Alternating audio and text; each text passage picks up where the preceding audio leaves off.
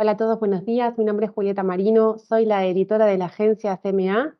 En el día de hoy nos va a estar acompañando Marina Dal Poyetto. Marina es la directora ejecutiva de EcoGo Consultores. Buenos días, Marina. Buenos días, ¿cómo estás? Muy bien, gracias por aceptar nuestra invitación en estos momentos álgidos de la política en el país.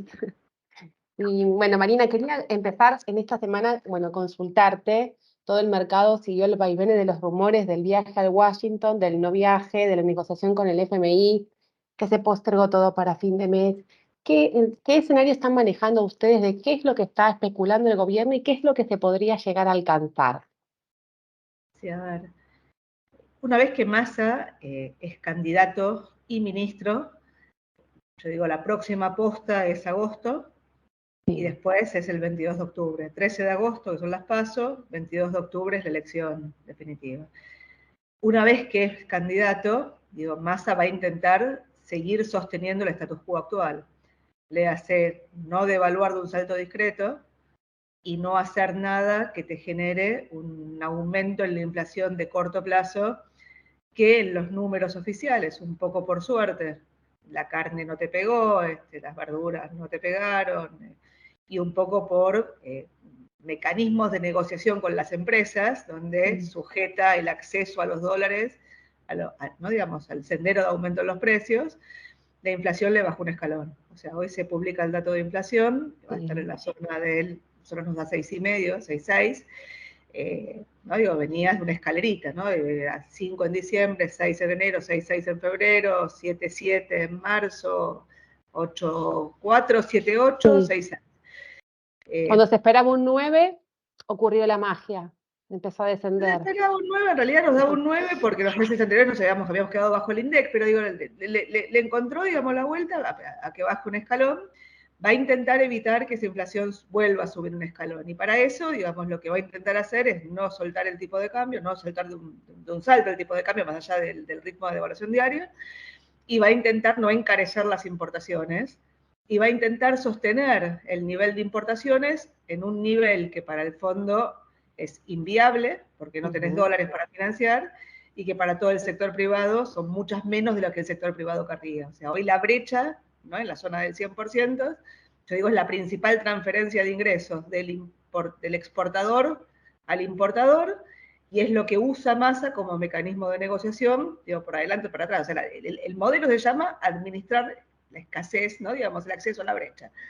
Pero sin dólares es cada vez más caro, y después del pago al fondo de fin del mes pasado, los 2.600 millones de dólares que pagó con DEX y una parte pagó con yuanes, básicamente pagó con yuanes para provocar en la negociación. O sea, Massa está tensando la negociación con el pago en yuanes, con la carta que nadie sabe si existió o no del director chino al fondo avisando que China pondría la plata si el fondo no la pone, con el Zoom con el ministro de Egipto, ¿no?, digamos, con el ministro de Egipto. O sea, está tensando la negociación, suponiendo que el fondo no tiene incentivos a que el país entre en atrasos, que fue la lógica por la cual nosotros nos manejamos hasta ahora. O sea, a nadie le sirve entrar en atrasos, no le sirve al fondo, no le sirve al gobierno y tampoco le sirve a la oposición, porque una vez que entras en atrasos, salir es muy complicado, y hasta ahora el juego siempre fue eso. Ahora, si el fondo no tiene amenaza posible, bueno, digo, lo que sigue es un incumplimiento de las metas, no importa cuáles sean las metas. Lo que estamos discutiendo son metas.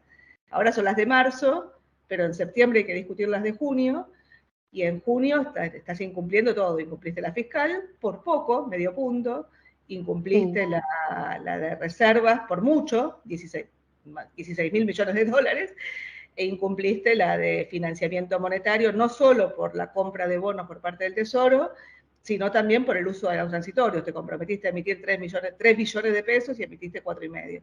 Entonces, la verdad es que es un acuerdo tan laxo, donde el gobierno incumplió siempre y donde ahora el candidato ministro intenta seguir incumpliendo para transitar, ¿no?, digo, hasta octubre, eventualmente hasta noviembre si hay un balotaje, y en el medio el fondo tensó la negociación. Entonces, vos decías, las idas y vueltas. O sea, el equipo está listo para viajar a Washington desde principios de la semana pasada, y todos los días frenan el viaje, fundamentalmente porque lo que quieren es una negociación política, donde cuando viajen para la foto. Bueno, esa negociación política hoy no está, el pago se extendió para el 31 de julio, el 31 de julio tenés que pagar 2.600 millones de dólares, Bueno, hoy tenés reservas netas, que son 6.000 millones negativas, y tenés reservas líquidas, que son prácticamente cero, que eventualmente Massa dejó trascender que podría activar un segundo tramo del swap de China, 5.000 millones adicionales, eventualmente podría vender los treasuries alrededor de 2.000 millones, eventualmente podría conseguir un ripo sobre el oro, aunque es complicado porque el oro está en Buenos Aires y no está en una plaza, digamos, para poder hacer un ripo. Pero bueno, estás contando literalmente los porotos, y el mercado, que había tomado con gran alegría la candidatura de Massa Sí, un el 24, alivio.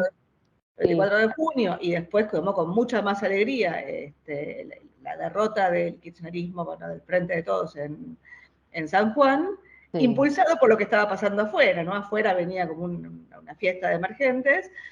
Bueno, digo, los últimos días, en la medida que este rum con el fondo, que no sabes cómo termina, empieza un poco a tensarse, pero aún así todo, cuando vos mirás el riesgo país, que estaba en 2.600 puntos básicos, hoy está en 2.000.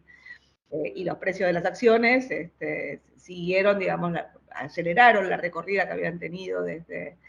Y la presión la Sí, tenés sobre la brecha, pero tampoco tenés una presión sobre la brecha que es como... La sensación que tengo yo es como en los videojuegos, cuando uno sí, está al borde del game over. Bueno, consiguió 2 vidas más. Las podés perder en los próximos 15 claro. minutos. No necesariamente esto llega hasta diciembre. Sí, Pero, así venimos extendiendo. y así venimos, o sea, vamos, O sea, venimos ganando vidas. el mercado está analizando la posibilidad de que se logre un acuerdo, de que se pague, no está apreciando un default. Yo creería que los 4.000 millones, que son los desembolsos que te debería haber dado en junio, yo creería que esos van a estar, y creo que el mercado también piensa lo mismo. Ujú. No va a estar el anticipo de desembolsos que Massa dejó trascender y que desde el propio fondo también dejaron trascender. O sea, la negociación inicialmente era para eso, yo difícilmente esté.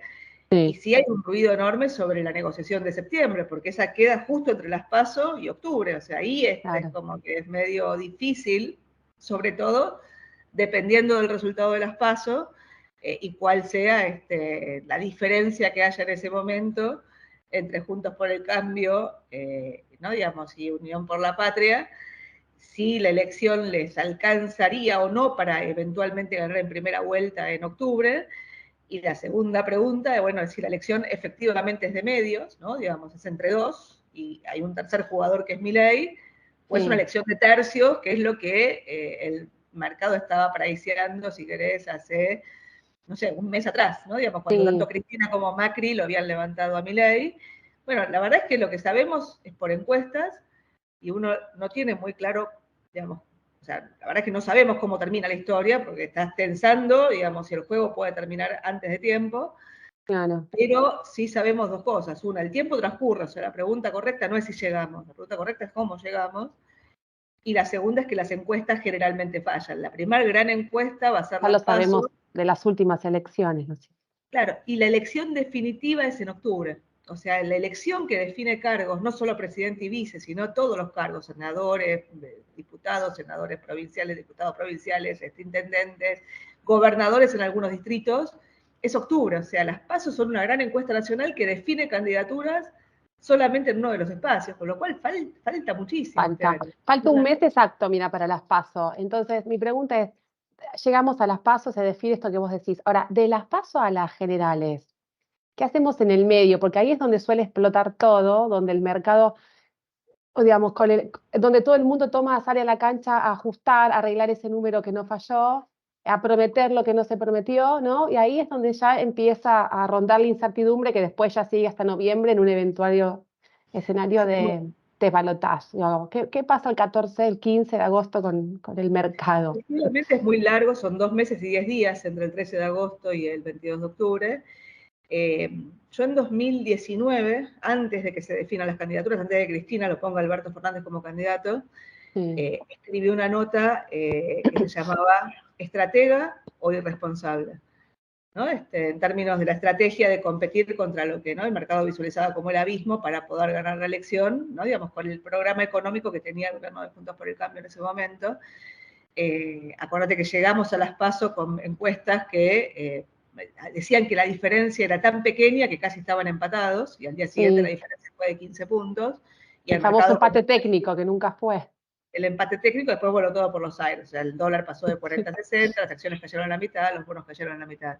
Con lo cual, el día siguiente de las PASO escribí una nota que se llamaba Estratega tachado y dejé la palabra irresponsable. Que después la publiqué en La Nación y me cambiaron el título porque era un poco agresivo. Bueno, hoy podrías escribir la misma nota. Estratega, ¿no? Que es táctica más que estrategia esto, pero estratega, o Sí. irresponsable. La diferencia es que en 2019 vos tenías la cuenta capital abierta y venían los malos. En la visión del mercado venían los malos. O sea, venía el esquema de represión financiera, que la visualización de que el esquema de represión financiera era un hecho, en octubre, ¿no? Y un gobierno que intentó, digo, forzar, si querés, hasta el final, y de hecho, desde el punto de vista electoral no le fue mal, porque Macri levantó de 31 a 41, o sea, ganó 10 puntos entre las PASO y la elección legislativa, Sí. pero al país le costó 20 mil millones de dólares las reservas. Bueno, hoy no tenés 20 mil millones de dólares de reservas como para aguantar esa corrida. Tal cual. Dicho eso, vos podrías poner el mismo título, estratega o irresponsable. La diferencia es que hoy tenés controles de capitales que, de nuevo, no son eficientes, son una porquería, porque te generan una brecha, que te genera una distorsión enorme en la economía, pero son eficaces para sostener la demanda de pesos, dependiendo, de nuevo, de quién venga y qué diga respecto a lo que va a hacer.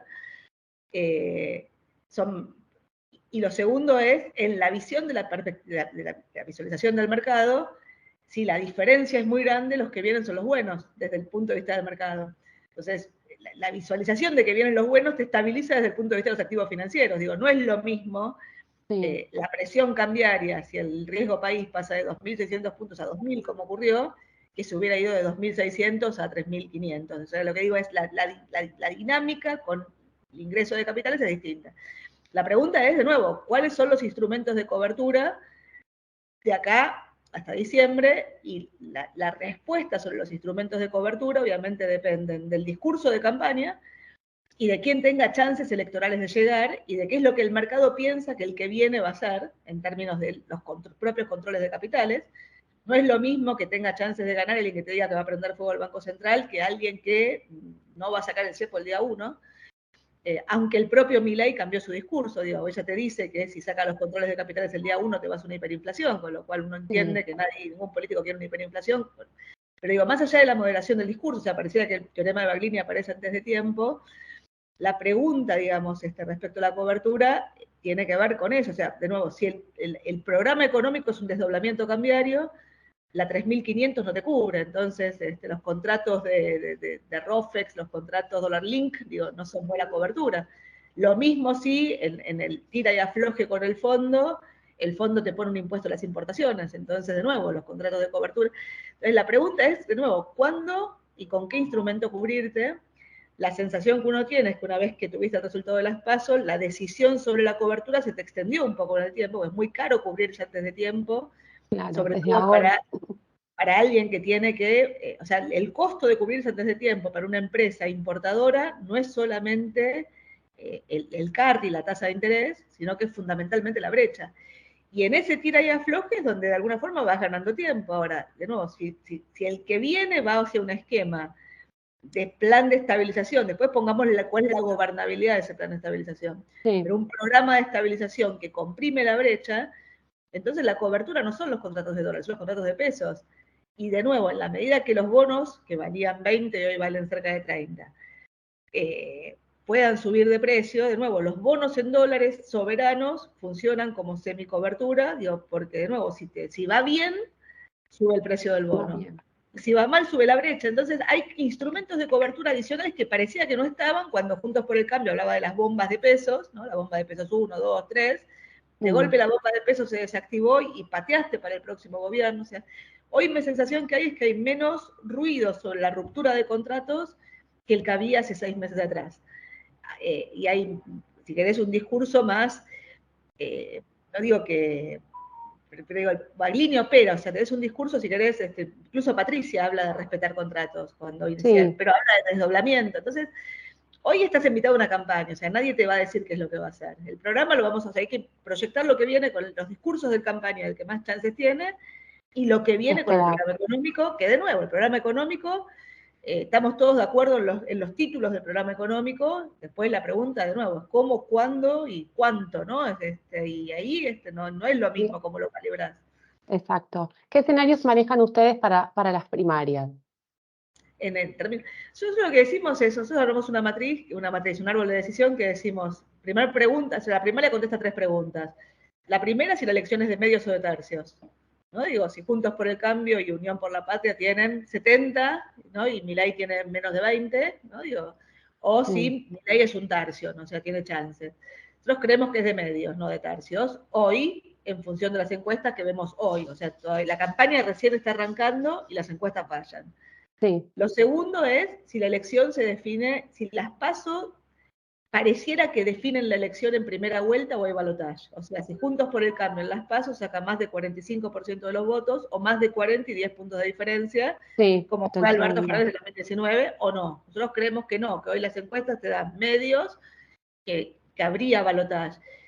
Y lo tercero, de nuevo, es quién es el candidato de Juntos por el Cambio, porque los otros dos espacios tienen un candidato único. Claro. Unión por la Patria tiene 2, pero digo, Grabois no va a ser candidatos más. Claro, la gran pregunta es qué pasa después de las PASO, justamente dónde van los votos del que no gane, ¿no es cierto? En caso de que gane Bullrich, por ejemplo, qué pasa con los votantes de la reta, digamos, ahí está puesto también como la gran mirada de acá al octubre, para dónde van. Yo mi sensación es que, a ver, no, falta mucho, o sea, qué va a pasar no sabemos. En 2021 hubo una discusión parecida a la que estamos viendo ahora, donde Juntos por el Cambio iba con listas competitivas, era el único que iba con listas competitivas, y el Frente de Todos en ese momento iba con una lista única. Y la lectura era, ellos van juntos, o sea, es como que el peronismo se junta, ¿viste? Parecen todos ordenados en la campaña y después se rompen todos, o sea, pero digo, en la campaña es como que parecen, digamos, Suiza. Sí, se repliegan, sí. ¿No? Digo, ahora, al día siguiente de la elección, cuando Juntos por el Cambio es una muy buena elección, en la provincia de Buenos Aires, la lectura fue al revés. O sea, al haber ido con listas competitivas, consiguieron votos de los del resto. Entonces, la lectura, respecto a lo que vos decís, es qué pasa con los votos del otro, pero si qué pasa con los votos del otro significa que la PASO competitiva les debería ir mejor, porque tienen los votos del otro. Sí. Yo creería que al día siguiente vamos a traer la foto, no importa si es Bullrich o es Larreta, hoy las encuestas que por lo menos miramos nosotros, pareciera que es Bullrich, pero de nuevo, digo, falta un montón. Y yo creo que va a haber una foto de unidad al día siguiente y cada uno va a moderar, el que sea, va a moderar su discurso para tratar de conseguir los votos del otro. Si es Patricia, tendrá que moderar su discurso, y si es Larreta, tendrá que alconizar su discurso. Después, a mí me preocupa mucho, digamos, que es el voto enojo, ¿no? Digamos, el voto en blanco, el voto, digamos, anulado, el voto que... Castigo. Y porque es un voto castigo que de golpe tenés un canalizador. O sea, hoy hay alguien que podría canalizar ese voto castigo, que es Milei. Sí. Digo, no estoy hablando del programa, o sea, pero tiene un discurso, digo, el programa, no tiene un programa, o sea, tiene un programa dependiendo de cuándo habla, dónde habla, o sea, a veces dolariza el día siguiente, a veces dolariza después, primero habla del plan motosierra y después no va a subir tarifas, después te dice que, no, o sea, no hay un programa, digamos, lo mezcla con... Pero es el único que al ser economista habla como si tuviera un programa. Y hay una visualización, sobre todo en los segmentos jóvenes, de que, bueno, digo, la verdad que todos los demás fallaron, digo, vayamos con lo nuevo. La esperanza de algo distinto. Esperanza de algo distinto, no digo parecido a Menem en el 89, pero con un discurso de derecha y con y sin el partido peronista atrás, o sea, sin una estructura. Milei todo el mundo lo levantó, o sea, Cristina lo levantó, Macri lo levantó, porque los dos querían polarizar con Milei. Y hoy mi sensación es que después de las elecciones provinciales, donde no le fue bien, tampoco era candidato, después de toda la discusión sobre el cierre de las listas, el cobro de las listas, la comparación de Milei con la casta, al final vos también sos casta, y sobre todo el prime time, ¿no? Digamos, cuando vos mirás no sé si el prime time define mucho el voto de Milei, no estoy muy segura, pero en el prime time uno lo veía a Milei hablando en programas todo el tiempo y con un espacio enorme y casi sin contrapregunta. Bueno, digo, en los últimos tiempos hasta Viviana Canosa le pega, o sea, es como que de golpe se dio vuelta el... Sí. Entonces, la sensación que da es que, digo, no tiene, digamos, el plafón que tenía hace un mes atrás. Que de nuevo, no sé si lo tenía o no lo tenía, pero que parecía que lo tenía.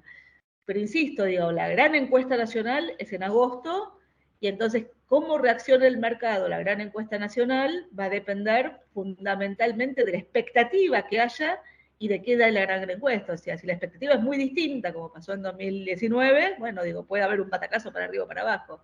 Claro. En el medio, con el esquema de tanta escasez de dólares, la verdad que no tenés margen para, o sea, la lógica de seguir tirando a fondo, ¿no? Esto de manejar, digamos, a fondo, digamos, y en el barro, ¿no? Digo, chocando con un lado, con el otro, y suponiendo que vas a ir consiguiendo vidas a lo largo del camino, mi sensación es que es riesgoso, o sea, es riesgoso.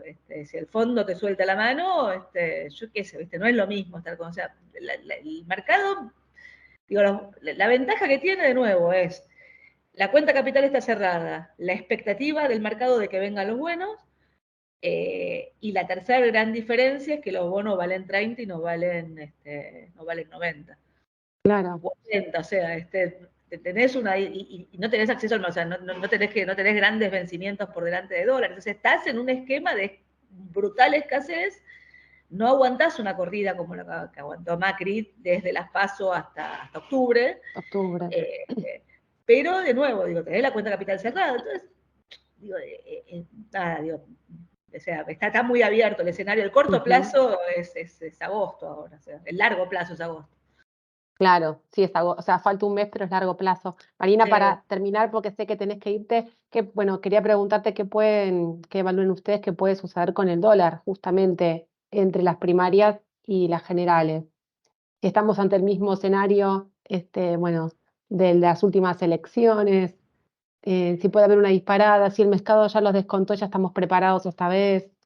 A ver, el dólar oficial yo entiendo que el gobierno va a intentar sostenerlo, o sea, sostener el esquema de crawling en función de la inflación. Si la inflación baja un escalón, bajar un poco el crawling, que es lo que estaba en principio haciendo.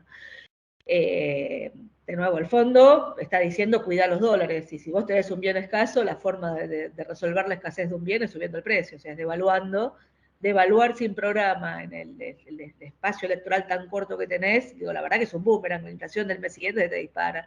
Yo creería que van a intentar un salto discreto del dólar, por lo menos hasta octubre. De nuevo, está en el tira y afloje, o sea, la pregunta es qué hace el fondo, si te da igual la plata o no, pero yo creo que si no te da la plata el fondo, el gobierno, no creo que el gobierno entregue la devaluación para conseguir los 4.000 millones del fondo, creo que se va No a le pensar. conviene, claramente. Eso por un lado. Con respecto a la brecha, tenés factores contrapuestos, o sea, si vos pensás hasta el final, la verdad que la cobertura con la brecha de corto plazo para las empresas le saca el acceso al MULC, todos los mecanismos para sortear los controles de capitales, digamos, se van cerrando, es como que es un cepo dinámico que va controlando. Y del otro lado, el problema que tenés es, de nuevo, digo, la expectativa de que comprima la brecha en un próximo programa. Entonces, si hay una expectativa de que te comprima la brecha, los contratos que te cubren son los de pesos, y si son los de pesos, entonces no salta la brecha. Al mismo tiempo, los contratos de pesos están todos en discusión, porque la 3.500 cubre o no te cubre. Entonces la pregunta es, yo creo que, sobre todo si se tensa la negociación con el fondo, digamos, si eventualmente no conseguís los dólares, creo que ahí podés tener una nueva corrección, ¿no? Un nuevo salto en la brecha. Pero es un salto en la brecha que en algún momento corrige, o sea, hacia lo que es el próximo programa de estabilización. Y ahí la pregunta de nuevo es, si el que viene tiene el programa correcto, digo, más allá del discurso de campaña, digo, porque es complejo, Sí. y sobre todo si tiene la gobernabilidad para hacerlo. O sea, la pregunta, viste, de nuevo, el mercado te pide el ajuste, Para pero comenzar también te así, pide aparte un nuevo mandato, porque el tema es que le quedan, con un ajuste así, 4 años largos por delante de sostener. Si no corrige en el arranque, tiene un problema, el que venga va a intentar que corrija el actual va a intentar que corrija el que viene, con lo cual digo, van a intentar que la devaluación sea como la de Duhalde en 2001. Nunca supimos si devaluó de la Rúa o devaluó Duhalde. Que le quede al otro, exacto. Bueno, por eso, o sea, está, por eso lo que digo, tuviste una corrección muy fuerte del mercado, ¿no? Digo, en los últimos tiempos, digo, mi sensación es que es probable que, digo, la prudencia frente a la PASO aparezca y que a lo mejor tengas alguna corrección frente a la PASO. Me parece que lineal no va a ser. Va a tener, digo, es esto, es manejando en el barro. Parece que chocas y de golpe lo enderezás, parece que chocas, lo enderezás, va a quedar abollado el auto, va a quedar muy abollado el auto. Marina, esperemos que no tanto, porque de eso depende después el futuro nuestro. Bueno, Marina, un placer, muchas gracias por haber aceptado la entrevista, sabemos que te tenés que ir, así que no te demoramos más tiempo. Bueno, y seguramente más adelante, cuando tengamos unos resultados más claros, te volveremos a convocar. Dale, bárbaro. Bueno, gracias por tu tiempo.